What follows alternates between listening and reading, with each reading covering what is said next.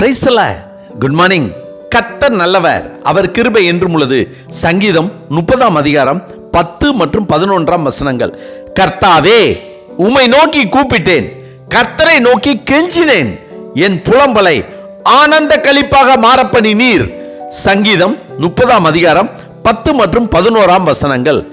கர்த்தாவே, உம்மை நோக்கி கூப்பிட்டேன், கர்த்தரை நோக்கி கெஞ்சினேன், கர்த்தர் என் புலம்பலை ஆனந்த களிப்பாக மாற பண்ணினார் என்று தாவீது எழுதிய இந்த சங்கீதத்தை நாம் படிக்கும் போது நம்முடைய உள் மனதில் 3 கேள்விகள் தோன்றுகின்றன.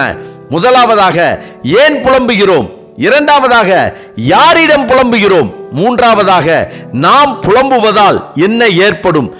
ஏன் புலம்புகிறோம் என்றால் துக்கத்தால், வேதனையால், சோதனையால், இழப்பால் புலம்புகிறோம். குறிப்பாக சொல்வோமானால், நாம் விரும்பியது கிடைக்காத பொழுதும், நாம் விரும்பியது நம்மை விட்டு போன போதும், நாம் எதிர்பார்த்த நன்மைகள் கிடைக்காத போதும், பிறரால் நாம் ஏமாற்றப்படும் போதும், வஞ்சிக்கப்படும் போதும், துரோகத்தாலும், நம்பினோர் கைவிட்டதாலும், வேதனையால் நம் உள்ளம் உடைந்து வாழ வழி தெரியாமல் அலையும் போதும் புலம்புகிறோம்.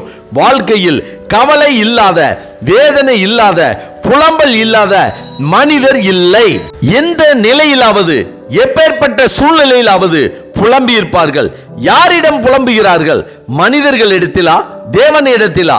துக்கத்தால், வேதனையின் மிகுதியால் பக்கத்தில் இருக்கும் மனிதர்களிடம் புலம்பும் போது அவர்கள் ஒரு செவியில் கேட்டு மற்றொரு செவியின் வழியாய் போய்விடும், அல்லது அதை கேட்டு வாய் வழியாய் நமக்கு ஒரு ஆறுதல் வார்த்தை சொல்வார்கள், அல்லது அதே வாய் வழியாக மற்றவர்களின் செவிக்கு அதை சொல்லுவார்கள். இதனால் நம்முடைய புலம்பலுக்கு பயன் என்ன? இதே புலம்பலை நாம் தேவாலயத்தில் கர்த்தருக்கு முன்பாக புலம்பும் போது பூமி எங்கும் உலாவிக் கொண்டிருக்கிற அவருடைய கண்கள் பார்க்கிறது. தன்னுடைய பிள்ளையின் புலம்பலை அவருடைய செவிகள் கேட்கிறது. தம்முடைய கரத்தால் உங்கள் கண்ணீரை துடைத்து உங்களுக்கு பதில் செய்கிறார். அதாவது நாம் கேட்டதை, விரும்பியதை நமக்கு கொடுக்கிறார். நமக்கு தேவையானதை செய்து தருகிறார். நன்மையானதை செய்து தருகிறார். நம் தேவனாகிய கர்த்தரை தவிர நமக்கு ஆறுதலின் நாயகர் வேறு ஒருவரும் இல்லை. எடுத்துக்காட்டாக, யாக்கோபு கர்த்தர் சொன்னபடியே தன் தேசத்துக்கு திரும்பி போகையில் தனக்கு பெரிய பரிவாளங்கள் இருந்தாலும் ஏசாவுக்கு பயந்து எல்லோரையும் அனுப்பிவிட்டு கர்த்தரிடத்தில் புலம்பி போராடி ஜெபிக்கிறார். யாக்கோபு தனக்கு பிரியமான மகனான யோசேப்பு இறந்து விட்டான் என்று நினைத்து அழுது புலம்புகிறார்.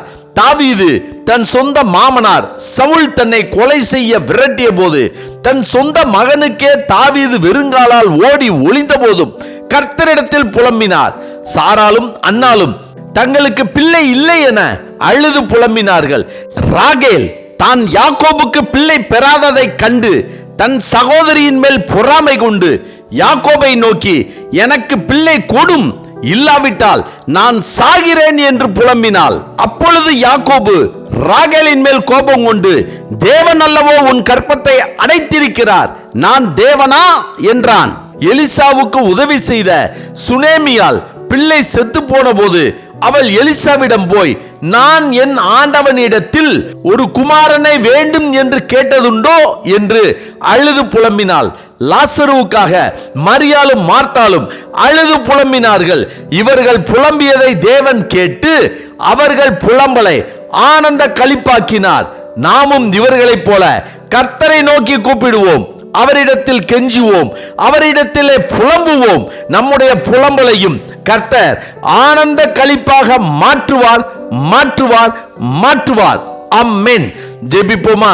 சர்வ வல்லமை உள்ள சேனைகளின் தேவனாகிய கர்த்தாவே, யாக்கோபை போல, அன்னாளை போல, தாவீதை போல நாங்கள் உம்மை நோக்கி கூப்பிடும் போது, உம்மை நோக்கி கெஞ்சும் போது, உம்மை நோக்கி எங்கள் மன கவலைகளை தெரிவிக்கும் போது, உம்மிடத்தில் நாங்கள் அழுது புலம்பி எங்கள் கண்ணீரை சிந்தும் போது, உம்மிடத்தில் எங்கள் வேதனையை குறித்து புலம்பும் போதும் எங்கள் புலம்பலை நீர் கேட்டு பதில் கொடுத்து ஆசீர்வதித்து எங்கள் வேதனைகளை நீக்கி எங்கள் தேவைகளை சந்தித்து எங்களை ஆனந்த களிப்புள்ள உதடுகளால் உம்மை துதிக்கக்கூடிய கிருபையை எங்கள் வாழ்க்கையில் நீர் செய்ய வேண்டும் என ஆண்டவராகிய இயேசு கிறிஸ்துவின் இன்ப நாமத்தில் ஜெபிக்கிறோம் நல்ல பிதாவே.